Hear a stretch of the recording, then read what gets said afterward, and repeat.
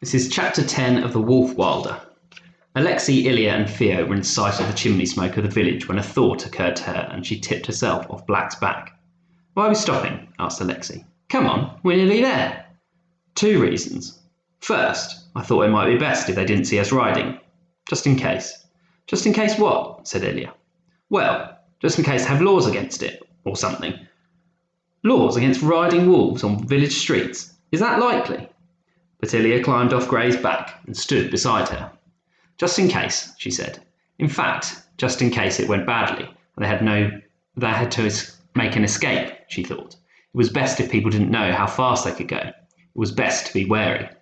"Let's leave the wolves here, if they'll stay. I don't want anyone to hurt them." And then, seeing the incredulity in Alexei's face, she added, "Or the other way round." "You said two reasons," said Ilya. "I'm hungry, aren't you? I think I'd feel a lot braver with food. Alexei, did you bring that jackdaw?" They found a spot where the snow was thin, and Theo tore down some branches for firewood. Ilya struggled with the fire, fumbling with the matches in his cold hands. She watched Alexei, ready to bite him if he laughed. If anyone was laughing at Ilya, it would be her. But he only squatted on his haunches and stared at the world around them. She followed his gaze. The sky was the blue of winter palaces. The snow stretched untouched for miles, and the half-grown trees dipped like praying polar bears. "That's a special kind of lovely," said Ilya, looking up as the fire stuttered into life. "Even if we get caught, I'm glad I came." Theo halved and gutted the jackdaw. They decided not to waste time plucking it. Instead, they sliced the skin off and threw it to the wolves. "How long do you need to cook jackdaw for?" she asked. "A minute?" "An hour?" said Ilya. "5 hours?" said Alexei. "We'll just have to taste it until it's ready," said Ilya. "I volunteer to do the tasting," said Alexei. None of them had ever cooked a jackdaw, but Ilya had read a story in which it had been done on sticks. "Fictional food's not reliable," Alexei objected, but Theo agreed with Ilya. They cut one half of the bird into slices and held these on sticks in the flickering tips of the flames, and the other half, still in a lump, they placed in the burning heart of the fire. Theo threw a few scraps to the wolves on the sly. The meat from the hot centre of the flames kept catching fire and having to be blown out. "I think it's ready," said Ilya. "It looks cooked. It just doesn't look much like meat anymore." Theo licked a chunk. It was vile on the outside, tasting of charcoal and stray feathers, but inside it only tasted blank. She and Ilya squatted side by side for warmth. Alexei lay on his back on the other side of the fire. Every mouthful took 50 chews. After 40 chews, Theo's jaws mutinied against her and she spat it out into the snow. "I think," said Ilya, "we marginally overdid this one." The meat from the top of the flames took much longer to cook, and Theo's arm was aching by the time she thought her slice might be done. She pulled it off the stick with her teeth. It oozed a little blood, but it tasted magnificent, like a bolder kind of pigeon. It kicked energy into Theo's heart. It was rich and soft, and the juice ran down Theo's chin. She fended Black away before he could lick it off. He was wearing a jackdaw's feather over one eye. Alexei kicked snow over the fire, and White peed on it, and they went on. Theo and Ilya walked, not quite hand in hand, but close enough that their arms bumped against each other, their ears still full of the resentful growls of the wolves. "Keep your cloak wrapped tight, Ilya," said Alexei. "Don't let people see your uniform." Ilya nodded, laughing awkwardly, and wrapped his cloak so tightly around his shoulders that his neck turned blue. Theo sniffed the air. "It smells all right," she said. "I think I like it." "It smells of food," said Ilya. "I definitely like it." The village was tiny, just a few rows of houses with thin road between them and a square in the centre. The square had a fire burning in a stone trough and a few children warming their hands. The houses were small, but each had thick white smoke coming out of the chimney. The square was swept almost free of snow. It was paved with slabs of stone. Someone, long ago, had painted them sun yellow and red. The red had faded to pink. They shone out like a sunrise. It was a cheering sight. "Yana did that," said Alexei, pointing at the stone. "She's my cousin. My uncle Grigory smacked her for it." There was a huddle of women, their heads wrapped in scarves, laughing over something in the street. The sun shone through their shawls and cast coloured shadows onto the stone. There were men leaning on doors, arguing, and their beards were quite amazing. Theo had met few men, and none of them had beards like these. You could have hidden a family of mice in the smallest, The largest, which bristled down to the man's hip bone, could have sheltered at least 2 medium-sized cats. They had worn hands with chipped nails, and some were missing teeth. They seemed to have intelligent faces, as far as she could see. It was hard to tell under the beards. Alexei waved at a man with a high-necked blue jacket and muddy trousers. "Uncle Grigory!" The man approached. "Alexei, it's good to see you alive." We wondered. He looked at the 2 children next to Alexei, who were trying to look brave and unobtrusive at the same time. Ilya pointed a toe and studied it. "Who are these?" Strangers made Theo's tongue slow, so Alexei did the talking and Theo did the staring. "Uncle Grigory, we need help. Rakov's coming after us." "What have you done now, idiot boy?" "Barely anything, but we need somewhere to sleep, just for a single night. You can help, can't you, Grigory?" Perhaps because the man was huge, almost twice the height of Theo, and 3 times as wide, his silence felt enormous. Theo stared at him. His face was unreadable, partly because there was so much beard to negotiate, but partly because his eyebrows and nostrils and mouth and forehead, the places humans let emotion leak out, were absolutely still. When he did speak, it was not encouraging. These wouldn't be the child felons, not the half-grown witches who blinded Rakov. "That wasn't me," said Ilya. "It was her." Theo mouthed, "Thanks a lot." She redoubled her efforts to look innocent, but she wasn't absolutely sure how it was done. The man grunted. "You, girl? That doesn't surprise me. You've a face that says there's a knife in your shoe." "We just wanted to know," Theo whispered, "if you could give us some food." Grigory turned to Alexei. "Is this another of your schemes?" he said. Alexei grinned, impervious. "It might be." He grasped Grigory by the elbow. "Listen, she's got Rakov on the back foot. He's frightened of her, and I think she could persuade people to fight." "She'll do nothing of the kind," said Grigory. He gave her a glare, and Theo ducked to get out of its way. "You see that house?" He gestured to one of the buildings. His door was swinging drunkenly off its hinges. "That was Alexander's house, a good man. Rakov took him last week. And my Paul before. Have you forgotten, Alexei? We do nothing to make it worse. Nothing." "Come on, Grigory," said Alexei. The grin wavered, but stayed in place. "Don't be like that. Theo's barely met another human before. You'll put her off grown-ups for life. Look, if people want to listen, that's their own business." The older man's eyes were neither kind nor patient. "If we are punished for your folly, that is more than your own business." But a cluster of men approached, and one leaned forward out of the group. His hair was grey, but his voice was colourful and rich. "Is this the girl? The one who blinded the general?" "I say we listen to them," he said. "No harm in listening. Alexei's a child, not a wizard. We don't lose control of our brains by listening." Alexei seemed entirely unconcerned by the growing crowd, by the size of the men, by their hostile eyes, by their beards. Theo and Ilya edged behind them.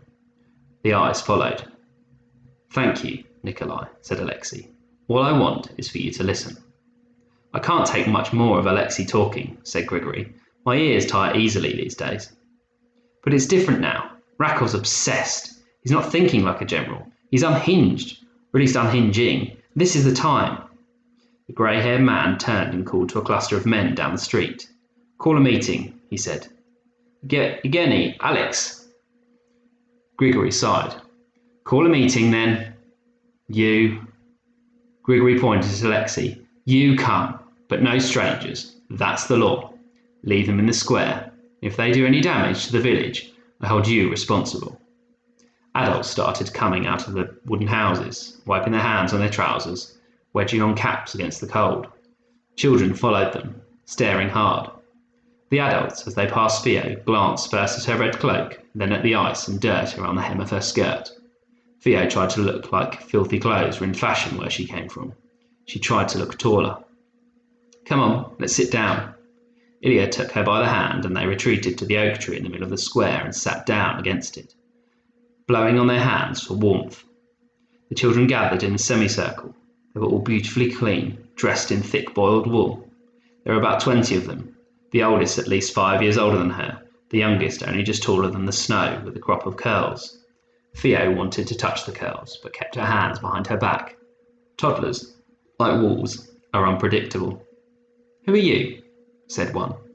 Theo looked at each face in turn. They were not friendly, but nor were they unkind. Wary, mostly. Why are they calling a meeting? Is it about you? Theo shrugged. I think so. What have you done? A boy of about 8, with a gap where his 2 front teeth should have been, stared at them. Have you murdered someone? No. Stolen something? He looked hopefully at her bag. No. The eldest of the girls stared hard. Broken the law? Theo was about to say no, when she remembered Rakov's swollen, lividly angry face. She shrugged again. Ilya said, We just needed to know some things about St. Petersburg. She's just passing through. We're all just passing through. What all? Said the boy. There's 2 of you. Theo glared at Ilya. He's not good with grammar. Another girl kicked a little snow at them. So what do you want? I'm going to find my mother. She was arrested. For murder, said the gap-toothed boy. The hope was sharp in his voice. No, said Theo. I mean, sorry. Still no. For nothing. She's done nothing. But that doesn't stop people getting arrested, said a blonde girl. We know that. Being innocent isn't any protection. Theo nodded. I'm not exactly absolutely innocent. The man who took my mother, I damaged him. A bit. The boy's eyes lit up. Did you? No.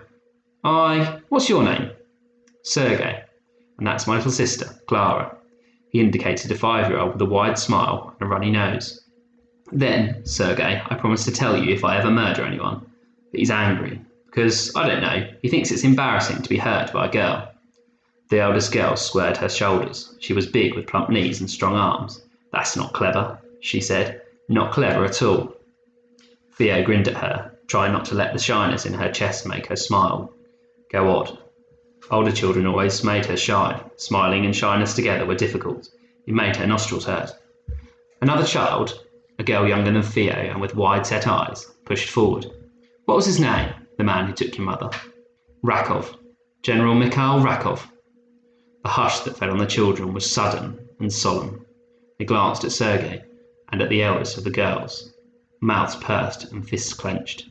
Oh, said Sergei. He sounded half proud, but his eyes were miserable. We know him, don't we, Yana? Yes, he took our brother, Paul, said the eldest girl, to be in the army, but Paul didn't want to. He ran away. Sergei screwed up his face and, under pretense of itching his eyebrows, dug his fists into his eyes. What happened? Said Ilya. His voice was flat. He sounded as if he'd already guessed. He died, didn't he? Said Yana. Rakov shot him. What? Said Theo. Is that... how is that allowed? I don't know. He did it though. They tried to take Alexei too. That's our cousin. We've met him, said Theo. They tried to take him, but he fought them. He's fast, you see, and he kicked them all in the... Well, anyway, in the bits, said Sergei. He did. Yana nodded. He went to hide with his sister. She's 10 years older, and she'd bite the head off a wolf to protect him. Why would Rakov shoot your brother, though? What had he done? Nothing, said Sergei. He hadn't even killed anyone. Theo glanced at Yana, who nodded over Sergei's head. He's right. Paul did nothing. He was just nice and big, and a bit slow sometimes. I don't know. If you make it random, nobody's safe, are they? So everyone's afraid. Maybe Rakov likes that. Yana seemed to come to a decision. She hiked her skirt higher on her waist. If you're Rakov's enemy, you're my friend, even if you're just a kid. Do you need food? We do, quite badly. Do you have something we could carry easily? Bread or cheese? Some of the children were nodding. 1 or 2 of them were smiling, or at least staring unblinkingly in a more friendly way. What are the adults deciding then? Theo shook her head. Alexei wants to fight them. Rakov?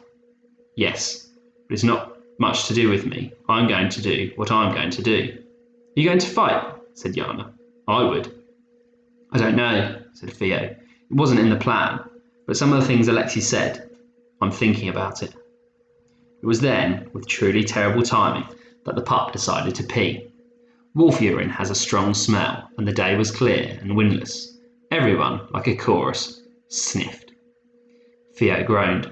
She reached down her top and fished out the ball of damp fur. He was still peeing. Ugh, she said. Oh, Lapushka, you could have warned me. Her front was spattered with pee. Ugh.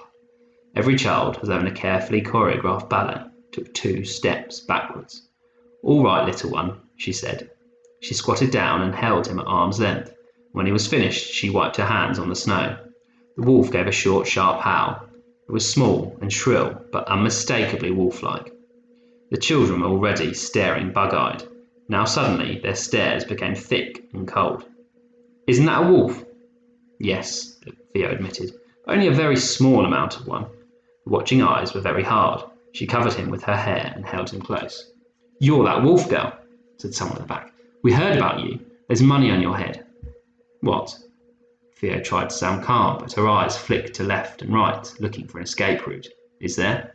"A lot of money. They said you're not to be trusted. You're a witch." "Who said that?" "A soldier came through the village yesterday to tell us to look out for her. For you. We should hand her in." Theo felt sick rising in her throat, but she got slowly to her feet. "Do you want to come closer and say that?" Ilya scrambled up and stepped in front of her. She was astonished to see the anger in his face. "Yes, they're looking for her, but these soldiers don't just want her. They want her wolves too, to kill them. Anyone who hands us in is a murderer."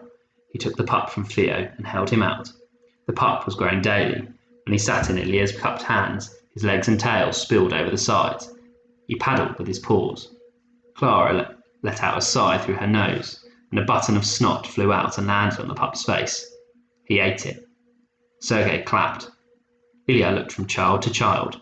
"Do you want to be on the side of people who believe he's not worth anything?" There was a very elaborate silence. Then, "He looks hungry," said Yana. "Does he want some milk? I can get him a cupful." Ilya glanced at Theo, who nodded. "Milk," he said grandly, "would be gratefully received." But as he spoke, the pup jumped, more like a cat than a wolf, and landed, twisting in the snow, hissing. As Theo scrabbled to pick him up, she heard screams and cloaks flicked past her face as the children tore back up the long street to their homes. "What's going on?" "Something over there," said Ilya, and then, as what they were running from became clear, he added, "Old short." At the far end of the road were 3 horses, and on them 3 men. They stood, fairy tale tall, sniffing the air. Theo ducked behind the tree, scooping up the pup, pouring him down her shirt, trying to muffle his protests. Fear had turned her fingers wet and weak. She unsheathed her knife, dropped it. Ilya stood in full view, his eyes wide. "Hide!" She reached out, seized his leg, dragged him around the back of the tree trunk. The men were coming closer. As they edged out of the glare of the sun, Theo saw them more clearly. Their jackets were not grey. They were shabby men with brown cloaks. Their shoes leaked toes. Ilya let out a sigh of relief that ruffled his fringe. "Requisitioners, Theo. They're not soldiers." "What are requisitioners?" Theo stayed firmly behind her tree. "Servants of soldiers. Rakov sends them through the villages to collect food and animals." "Who for?" "For the army." "That's stealing," said Theo. "Well, they don't call it that. They should, otherwise it's lying and stealing."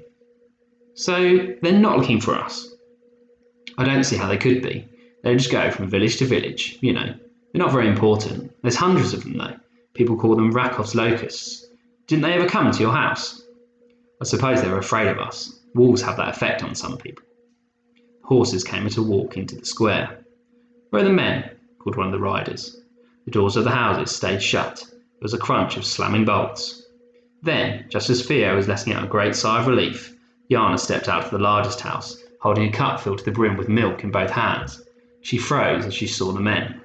"Where's your father, my lovely?" said the rider. He was a broad-shouldered man with a large mole between his eyebrows. At the meeting." "Get him then, my sweet, won't you?"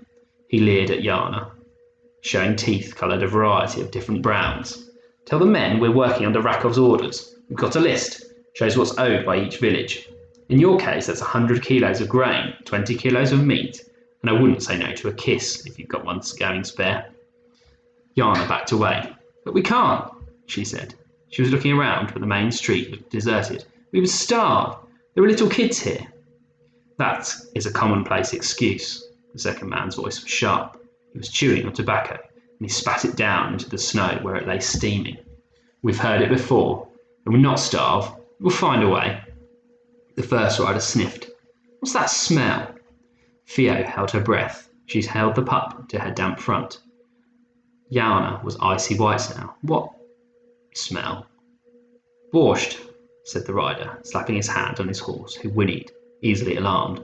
Ah, said the second. His nostrils stretched. Good.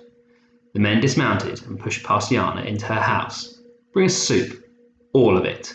We'll find out if you hold any back. And vodka. Yana's voice was shaking. Well, what? You know the law. We take your eldest boys, my sweet. Get us some soup and get the men, in that order. Theo's heart was straining against her ribcage in fury. I've got an idea, she whispered to Ilya. I need your help. Anything, he said. What? She told him. It's too risky, he said. I can't think of anything else, can you? No, but I'm still not sure. Wait here. Theo handed the pup to Ilya and ran to the nearest of the houses. She beckoned through the window. 2 heads poked out of the door. Who here has good aim? She whispered. I do, said Sergei. And Bogdan? He indicated a boy of about 10 breathing through a half-blocked nose. He didn't look promising. And Yana? Sergei looked around as if expecting to see her pop out from the snow. She's not here. They haven't taken her, have they? No, Sergei, nothing like that. But I need help. Will you help me? Sergei looked from Theo to Ilya to the pup. Yes, definitely. Are we murdering someone? Close enough. Come with me. She led them crouching low, back to the tree. We need snowballs, and we need to be quick. They're drinking vodka. I don't really know how long that takes. She started packing together snowballs, making them as big as melons. Quicker, said Ilya. His hands were fumbling in the snow. We need to be quicker. The smaller boys worked fast, but not fast enough. Theo doubled her pace. They need to hurt, she said. Pack them tight. Good. That's enough. She gathered the snowballs in her cloak. Come on. She led the way to the house nearest the horses, a small one with greying bricks, and ducked behind it. Ilya was still making snowballs as he ran. He was whispering instructions to himself under his breath, but when he saw she was looking at him, he attempted a grin. It was lopsided and far more toothy than usual, but it gave her a burst of courage. When I shout, she said, aim for those men's eyes. It's important. Eyes and mouth, but especially eyes. What's going? Began Sergei, but Ilya put a finger to his lips. Theo turned to the woods and cupped her hands to her mouth and howled. There was a beat of silence. Children's faces appeared at the windows all along the street. Theo howled again, and from the woods came a reply. Grey's guttural cry, and then Black's. Theo nudged Ilya, and he joined in. His howl was surprisingly excellent. The Requisitioners stumbled out of the house, a jug of spirits slopping in the hand of the tallest. They ran, lumpen and staggering towards their horses, struggling to cock their rifles. Wolves! One of them roared, and then tripped over his toes and performed a painful-looking split on the ice. Theo picked up a snowball in each hand. She howled again. Men heaved themselves onto their horses, their feet slipping drunkenly in and out of their stirrups. And from the woods came a pack of wolves, running low, fell on their backs rippling as they approached. Her wolves, Theo thought, definitely had a sense of theatre. Now, cried Theo. As the men lifted their rifles, the children attacked. Sergei and Bogdan came charging out from behind the house, hurling snowballs at the men's eyes, hands, ears, gun barrels. Sergei's aim was erratic, but Bogdan's was brisk and true. Devil take, roared a requisitioner. Wall! He raised his gun to his eye, just as Theo's snowball caught him in his open mouth. Behind them, out of the corner of her eye, Theo saw the meeting house door burst open. The requisitioner's rifle rang out and a bullet drove into the snow, meters away from the approaching wolves. No! Theo's heart caught in her chest. Get them in the eyes. Make sure they can't shoot. She kept hurling snowballs, showering the men with ice that cut at their faces and knocked them sideways. Theo howled one last time, and Grey leapt, her jaws bared at her horse's side. Theo hadn't meant her to get so close. She shouted, Grey, no, back! But even as she did, the horses reared, screaming in terror. They fled down the main road, the sacks loosely empty over their saddles, bounced against their sides. The men hanging blindly onto their horses' necks disappeared over the horizon.